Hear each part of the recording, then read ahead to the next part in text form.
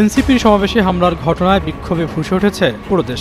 পরিস্থিতি এতটাই ভয়াবহ হয়ে দাঁড়ায় যে সেনাবাহিনী সাজোয়া জানে করে গোপালগঞ্জ ছাড়তে বাধ্য হন এনসিপি নেতাকর্মীরা। তবে পুরো হামলার ঘটনায় ছিল পরিকল্পিত। মূলত এনসিপির শীর্ষ নেতাদের হত্যা উদ্দেশ্যেই পরিকল্পিতভাবে এই হত্যা চালানো হয়েছে। সেটা হচ্ছে আমাদের ফরিদপুরে, আমাদের অঞ্চলের যেসব ফরিদপুর, রাজবাড়ী, মাদারীপুর, শরীরপুর, তারা যেন এখানে সর্বোচ্চ প্রস্তুতি নেয় এবং অলরেডি মাঠে নেমে পড়ে গোপালগঞ্জে যাওয়ার উদ্দেশ্যে প্রস্তুতি থাকে। যেখানে যেখানে সম্পূর্ণ রাস্তা বন্ধ করে দেয়, আমাদের গোপালগঞ্জে আমাদের ছাত্রলীগ কর্মীদেরকে হত্যা করেছে, ছাত্রদেরকে হত্যা করেছে। এই প্রতিবাদে যার যার জায়গা থেকে সেটি যেন পড়ে, এটা নিয়ে আপনারা কাজ করেন, সামাজিক যোগাযোগ মাধ্যমে প্রচারণা চালান। শুক্রবার হাজারো ছাত্র জনতা নিয়ে গোপালগঞ্জকে স্বাধীন করার উদ্দেশ্যে দর্শক, এখনকার পরিস্থিতি দেখার চেষ্টা করবো। গোপালগঞ্জ থেকে যুক্ত হচ্ছেন আমার সহকর্মী মোজাম্মেল হোসেন মুন্না।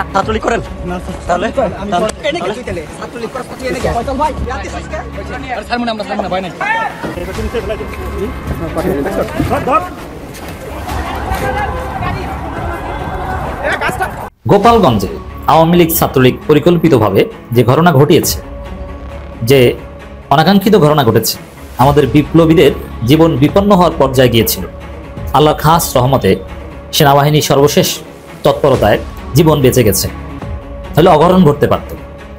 হ্যাঁ, আমাদের একজন বিপ্লবী যদিও শেষে বোমা মেরেছে, আহত হয়েছে গাড়ির মধ্যে বসে, তারপরও যদি একজন বিপ্লবীর জীবন যেত, আওয়ামী লীগের হাজার হাজার আওয়ামী লীগকে আমরা একদম জয় বাংলা করে দিতাম, এদেশের জনতা করত। তো দর্শক, গোপালগঞ্জের সেই ঘটনায় টোটাল রাজনীতি নড়ে চড়ে বসেছে, রাজনীতিতে নাটকীয় মোড়। তখন সেনাপ্রধান ওয়াকারুজ্জামান ত্রাতার ভূমিকায় নেমে আসেন যে তার পুত্র সম হাসনাত, সার্জিস, এমনকি আসিফ মাহমুদ এই মে মাসের শেষেও বলেছেন এরা না হয় তাকে রয়ের দালাল বলে, এরা না হয় তিনি বাংলাদেশের সেনাপ্রধান হওয়া সত্ত্বেও তাকে ভারতের নীল নকশা বাস্তবায়নকারী বলে, তারা না হয় ভাবে ওয়াকার না হাসনাতই বেশি যোগ্য, কিন্তু তিনি বাবা হয়ে তো তাদেরকে রক্ষা না করে পারেন না। কাজেই সেনাবাহিনী গুলি ছোড়ে হাসনাত আব্দুল্লাহ, সার্জিস আলম, নাহিদ ইসলামদেরকে ঢাকা শহরে নিরাপদে ফিরিয়ে আনার জন্য। সম্মানিত দর্শক, আসসালামু আলাইকুম। নতুন একটি নিউজে আপনাকে স্বাগতম। প্রিয় দর্শক, গোপালগঞ্জে এনসিপির সমাবেশে আওয়ামী লীগের হামলার ঘটনায় দেশ জুড়ে তোলপাড়। গোপালগঞ্জের ঘটনায় রাজনীতিতে নাটকীয় মোড়। মুহূর্তেই নড়ে চড়ে বসেছে ডক্টর ইউনূস সরকার। গোপালগঞ্জে চলছে কারফিউ, পরিস্থিতি থমথমে। গোপালগঞ্জের সেনাবাহিনী পুলিশের পর অপারেশনে বিজিবি, পুলিশকে লক্ষ্য করে ককটেল নিক্ষেপের পর ধরা খেল তরুণ, ভিডিও ভাইরাল। এনসিপি নেতাদের হত্যার উদ্দেশ্যেই গোপালগঞ্জে পরিকল্পিতভাবে হামলা। ফাঁদ পেতে গোপালগঞ্জে ডাকেন এনসিপি নেতাদের। অবশেষে বেরিয়ে এলো ভয়ঙ্কর তথ্য। গোপালগঞ্জে এনসিপির সমাবেশে আওয়ামী লীগের হামলার ঘটনায় চাঞ্চল্যকর তথ্য সামনে আসার ঘটনা ও প্রেক্ষাপট নিয়ে করা আমাদের আজকের ভিডিওতে অত্যন্ত গুরুত্বপূর্ণ তথ্য শেয়ার করা হয়েছে। দয়া করে ভিডিওটি শুরু থেকে শেষ পর্যন্ত ধৈর্য সহকারে দেখে একটি লাইক দিয়ে সবাইকে বেশি বেশি করে শেয়ার করে দিবেন। সেই সাথে আমাদের ভিডিওটি আপনি বাংলাদেশের কোন জেলায় বসে দেখছেন বা শুনছেন সেটি অবশ্যই কমেন্ট বক্সে কমেন্ট করে জানিয়ে দিতে ভুলবেন না। এনসিপির সমাবেশে হামলার ঘটনায় বিক্ষোভে ফুঁসে উঠেছে পুরো দেশ। পরিস্থিতি এতটাই ভয়াবহ হয়ে দাঁড়ায় যে সেনাবাহিনী সাজোয়া জানে করে গোপালগঞ্জ ছাড়তে বাধ্য হন এনসিপি নেতাকর্মীরা। এরপর খুলনা প্রেস ক্লাবে অবস্থান নিয়ে রাত 9:30টার দিকে সংবাদ সম্মেলন করেন। এ সময় নাহিদ ইসলাম অভিযোগ করেন একটি দলের প্রধান নেতারা গোপালগঞ্জের মতো জায়গায় যাচ্ছে, অথচ প্রশাসন তাদের নিরাপত্তা নিশ্চিত করতে ব্যর্থ হয়েছে। সম্প্রতি এনসিপির শীর্ষ নেতা সার্জিস আলম নিজের ফেসবুক ওয়ালে এক পোস্টে লেখেন, গোপালগঞ্জ থেকে এক ভাই মেসেজ দিয়েছে, সার্জিস ভাই অনেক গুজব ছড়ানো হচ্ছে, এসব কান দেন না। আমরা গোপালগঞ্জের মানুষ একটা জিনিস খুব ভালো করে বুঝে গেছি, খারাপ সময়ে শেখ হাসিনা সবার আগে নিজের পরিবারের সদস্যদের সেফ জায়গায় পাঠিয়ে দিয়েছে, এরপর নিজে সেফ জায়গায় চলে গেছে, কিন্তু আমাদেরকে আমাদের পরিবারকে অনিশ্চিত ভবিষ্যতের মধ্যে ফেলে গেছে। সুবিধা নিয়েছে গুটি কয়েক মানুষ, কিন্তু ভুক্তভোগী আমরা সবাই। তবে কে বা কারা সার্জিসকে এমন বার্তা দিয়েছেন তা উল্লেখ করেননি তিনি, কিন্তু যে বা যারাই সার্জিসকে এমন বার্তা দিয়েছেন সেটা যে সত্য নয় চলমান পরিস্থিতি তার বড় প্রমাণ। কারণ শেষ খবর পাওয়া পর্যন্ত গোপালগঞ্জে এনসিপির পক্ষে কোনো মিছিল হয়নি, এমনকি আওয়ামী লীগের নেতাকর্মীরা এনসিপির নেতাদের উপর যখন হামলা চালাচ্ছিল তখনও গোপালগঞ্জের স্থানীয়দের প্রতিরোধ করতে দেখা যায়নি। এমতো অবস্থায় প্রশ্ন উঠেছে, তাহলে কি সার্জিসদের মিথ্যা বলে গোপালগঞ্জে আমন্ত্রণ জানানো হয়েছিল? বুধবার দুপুরে গোপালগঞ্জ শহরের পৌর পার্ক এলাকায় পুলিশের নিরাপত্তায় সমাবেশ করে এনসিপি। সেখানে নাহিদ ইসলাম, সার্জিস আলম ও আক্তার হোসেন সহ কেন্দ্রীয় নেতারা বক্তব্য রাখেন। সমাবেশ শেষ হওয়ার পর এনসিপি নেতারা যখন গাড়ি বহনে মাদারীপুর রওনা হওয়ার প্রস্তুতি নিচ্ছিলেন তখন আবারও ছাত্রলীগের কয়েকশো নেতাকর্মী তাদের ওপর হামলা চালায়। এরপর থেকে পুলিশ ও সেনাবাহিনীর সঙ্গে হামলাকারীদের ব্যাপক সংঘর্ষ শুরু হয়। পরিস্থিতি নিয়ন্ত্রণে গোপালগঞ্জে কারফিউ জারি করেছে অন্তর্বর্তী সরকার।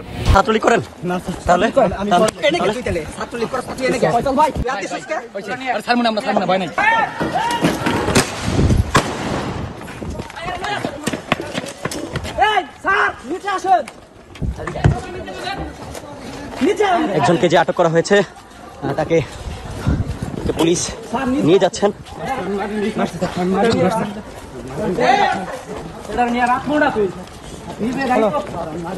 আপনার নাম কি? হ্যাঁ, আপনার নাম কি? আপনি কি করেন? ছাত্রলীগ করেন? তাহলে পুলিশকে আঘাত করছেন?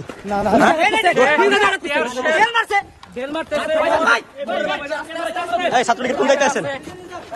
ছাত্রলীগের কোন দায়িত্বে আছেন? কোন ইউনিটে আছেন? কোন পোস্টে আছেন? আপনি ছাত্রলীগের কোন দায়িত্বে আছেন? কোন পোস্টে আছেন? এখানে কেন আছেন আপনি? ও ককটেল মারছে নিজে। তুই মারছস কেন? আপনি ঘামা কেন? দেখেন আপনি ও কি করছে? আপনি ঘামা কেন? আমি আমার দুই পুলিশ সদস্যর গায়ে হাত দিছস কেন?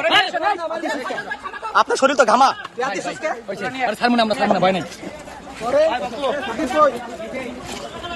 দর্শক, আমরা দেখতে পাচ্ছি এই মুহূর্তে পুলিশের উপর আক্রমণকারী হামলাকারী একজনকে ধরেছেন পুলিশ সদস্যরা।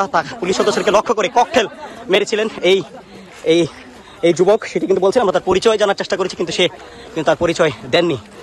আমরা এই মুহূর্তে দেখতে পাচ্ছি পুলিশকে লক্ষ্য করে ককটেল নিক্ষেপ করা এক যুবককে এই মুহূর্তে আটক করা হয়েছে।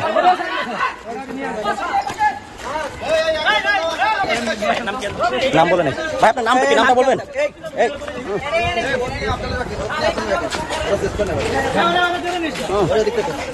ভিতরে দেখা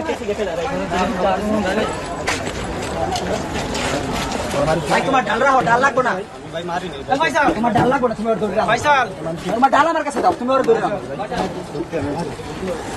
মানুষ না ভাই, সাইডে নামটা বলবেন। গোপালগঞ্জে আওয়ামী লীগ ছাত্রলীগ পরিকল্পিতভাবে যে ঘটনা ঘটিয়েছে, যে অনাকাঙ্ক্ষিত ঘটনা ঘটেছে, আমাদের বিপ্লবীদের জীবন বিপন্ন হওয়ার পর্যায়ে গিয়েছিল। আল্লাহর খাস রহমতে সেনাবাহিনীর সর্বশেষ তৎপরতায় জীবন বেঁচে গেছে, তাহলে অঘটন ঘটতে পারত।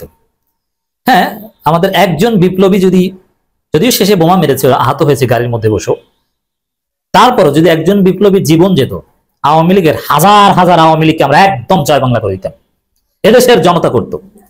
তো দর্শক, গোপালগঞ্জের সেই ঘটনায় টোটাল রাজনীতি নড়ে চড়ে বসেছে, রাজনীতিতে নাটকীয় মোড়। প্রথম কথা হচ্ছে, গোপালগঞ্জের ঘটনায় এনসিপি হাসনাত নাহিদরা আকাশে উঠছে।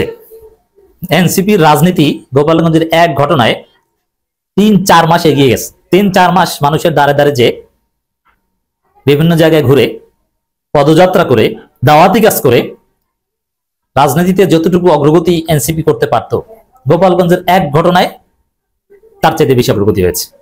মানুষ এখন এনসিপির পক্ষে রাজপথে নেমে গেছে। আপনি চিন্তা করেন, এই এনসিপির ছেলেরা জামাতকে গালি দিয়েছিল, জামাতকে রাজাকার বলেছিল, এখানে কেউ কেউ রটার সঙ্গীত গাইছিল রাজু ভাস্কর জেগে।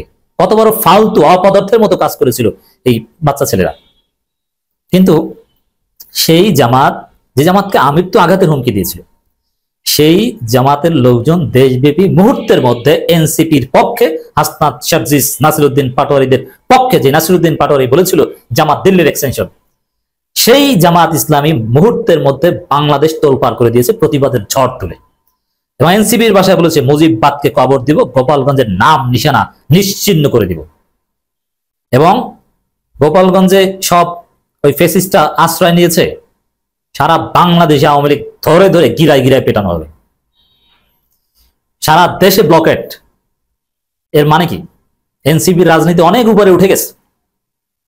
এবং এনসিপি রাজনীতি পেয়েছে, আসলে ফেসিবাদের মূল প্রতিপক্ষ এনসিপি, এবং ওদেরকেই মূল টার্গেট। দেখেন, গোপালগঞ্জে বিএনপি আছে, জামাত আছে, তাদেরকে কিন্তু এইভাবে শত্রু জ্ঞান করে না এনসিপি, আওয়ামী লীগ, যেভাবে এনসিপির এই ছেলেদের ক্ষেত্রে করেছে।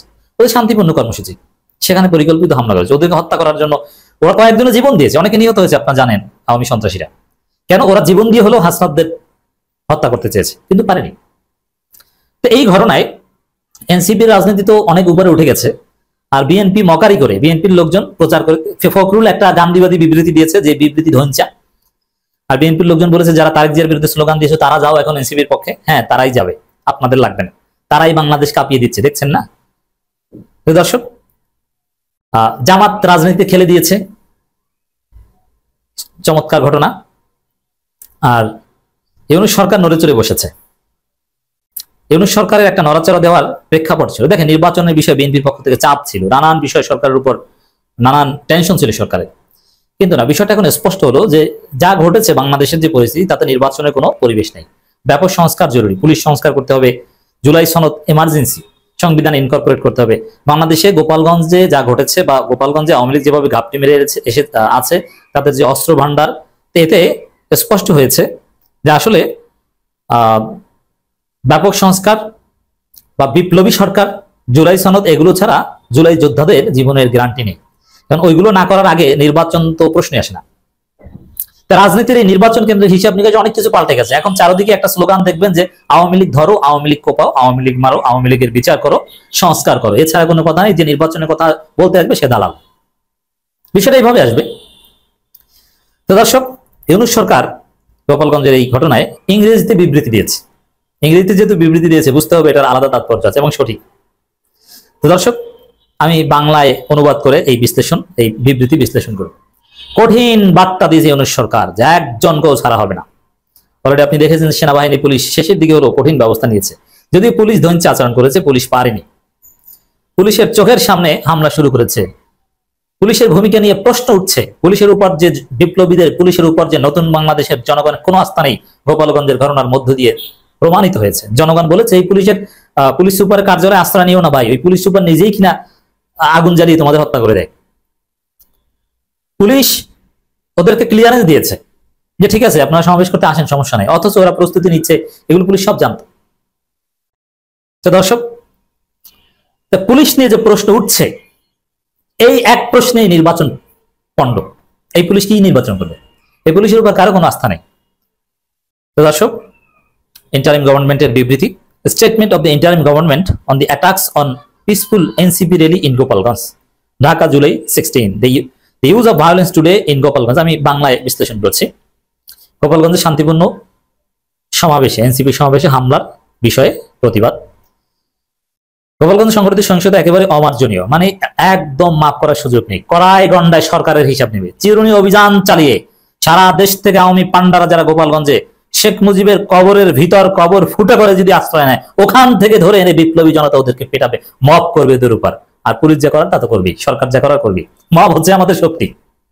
এই মব বন্ধ করা যাবে না। বাংলাদেশ কাঙ্ক্ষিত লক্ষ্যে পৌঁছানোর আগে মব বন্ধ করতে পারলেই জয় বাংলা আবার জিতে যাবে। অতএব মব বন্ধ করা যাবে না। মবের বিরুদ্ধে যারা বলবে ওদেরকে আমরা সন্দেহ করব। তরুণ নাগরিকদের যাদের বিপ্লবী আন্দোলনে 1 বছর পূর্তি উপলক্ষে শান্তিপূর্ণ সমাবেশ করার অধিকার থেকে বঞ্চিত করা তাদের মৌলিক অধিকার লঙ্ঘনের একটি লজ্জাজনক উদাহরণ। মানে মৌলিক অধিকারের উপর হামলা করেছে আওয়ামী লীগ। আবার কিছু মিডিয়া, ওই মিডিয়াগুলোকে ধরতে হবে। বাংলা ট্রিবিউন এরা রিপোর্ট করছে গ্রামবাসীর সাথে পুলিশ এনসিপির সংঘর্ষ, সেনাবাহিনী। আরে গ্রামবাসী না, ওরা আওয়ামী সন্ত্রাসী। ওদেরকে গ্রামবাসী বলে কোন কোন মিডিয়া, সব আমরা হিসাব রাখছি। কড়াই গন্ডায় হিসাব নেওয়া হবে। বিপ্লব চলছে, বিপ্লব হবে। এবং এই যে বলছি রাজনীতি নড়েচড়ে বসেন, রাজনীতি নাটকীয় মোড়। নির্বাচন বানচাল, এটা হচ্ছে নাটকীয় মোড়। সংস্কার নাটকীয় মোড়। আওয়ামী লীগ ধরো, আওয়ামী লীগ মারো, নাটকীয় মোড়। কি করো? পুলিশ সংস্কার করো। কি করো? নতুন সংবিধান রচনা করো, জুলাই সনদ আসো, চুপ্পুকে পিটাও। এইটি হচ্ছে নাটকীয় মোড়। প্রমাণিত হয়েছে গোপালগঞ্জের ঘটনা থেকে। জামাত রাজপথে নেমে গেছে। পুলিশ সংবাদ মাধ্যম সদস্যদের উপর নির্মম হামলা চালানো হয়েছে। এখন পুলিশের উপর, সংবাদ মাধ্যমের উপর, সেনাবাহিনীর উপর হামলা, প্রশাসনের উপর হামলা, এইভাবে সরকার অভিযোগ করছে। এর মানে ওদেরকে চিরুনি অভিযান চালিয়ে সরকার ধরবে, যৌথ বাহিনী অভিযান চলবে। এই জঘন্য হামলা, কারাগারে হামলা করেছে গোপালগঞ্জ, আপনারা দেখেছেন। এর মানে ওরা একটা বিপ্লব করতে চায়, অতএব ওদেরকে ডলা দিতে হবে, $5 দিতে হবে। তবে গোপালগঞ্জে ডলা দিবে পুলিশ বা সেনাবাহিনী। মনে রাখবেন, সারা দেশে বিপ্লবীদেরকে আওয়ামী লীগ ধরে ধরে ডলা দিতে হবে। সারা দেশে আওয়ামী লীগ মার খাওয়া শুরু হলে গোপালগঞ্জে ওরা পালাবে। এই জন্য দেশব্যাপী আওয়ামী লীগকে ধরতে হবে। আওয়ামী লীগের পক্ষে একটা ফেসবুক কমেন্ট যে করবে, ওকে ঘর থেকে ধরে এনে গিরায় গিরায় পেটাতে হবে। সবাইকে শাস্তির আওতায় আনা হবে, গ্রেপ্তার করা হবে, এটা সরকার বলেছে। অতএব দর্শক, এক ঘটনায় রাজনীতি নড়েচড়ে বসেছে। ইউনূস সরকার মুহূর্তের মধ্যেই নড়েচড়ে বসেছে। আশা করি নির্বাচন নিয়ে আর কথা বলবে না। এদিকে গোপালগঞ্জে চলছে কারফিউ, পরিস্থিতি থমথমে। এনসিপি নেতাদের গাড়ি বহরে হামলার পরই শুরু হয় সংঘর্ষ, রণক্ষেত্রে পরিণত হয় গোপালগঞ্জ শহর। এরপরই কারফিউ জারি করে জেলা প্রশাসন। গোপালগঞ্জে রাত 8টা থেকে শুরু হয়েছে কারফিউ, চলবে আজ বৃহস্পতিবার সন্ধ্যা 6টা পর্যন্ত। কারফিউ ঘিরে সেখানে থমথমে পরিস্থিতি বিরাজ করছে বলে জানা গেছে। স্থানীয় কয়েকজন গণমাধ্যম কর্মীর সাথে কথা বলে জানা গেছে, সন্ধ্যার পরই অনেকটা ফাঁকা হয়ে গেছে গোপালগঞ্জ শহর। ঘরে ফেরা কয়েকজন মানুষকে বিচ্ছিন্নভাবে রাস্তায় দেখা গেলেও তাদের চোখে মুখেও ছিল আতঙ্ক। শহর জুড়ে টহল দিচ্ছে র্যাব, বিজিবি ও সেনাবাহিনী। গুরুত্বপূর্ণ বিভিন্ন পয়েন্টে আইন শৃঙ্খলা বাহিনীর বাড়তি উপস্থিতির কথা জানিয়েছেন তারা। পুলিশ বলছে পরিস্থিতি এখন শান্ত রয়েছে। নগরীর বিভিন্ন পয়েন্টে চেকপোস্ট বসিয়ে বাড়তি নজরদারিও করা হচ্ছে। জাতীয় নাগরিক পার্টি বা এনসিপির পদযাত্রা ও সমাবেশকে ঘিরে বুধবার সকাল থেকেই উত্তেজনা ছিল গোপালগঞ্জে। সমাবেশ শেষে এনসিপি নেতাদের গাড়ি বহরে হামলার পরই শুরু হয় সংঘর্ষ, রণক্ষেত্রে পরিণত হয় গোপালগঞ্জ শহর। এরপরই কারফিউ জারি করে জেলা প্রশাসন।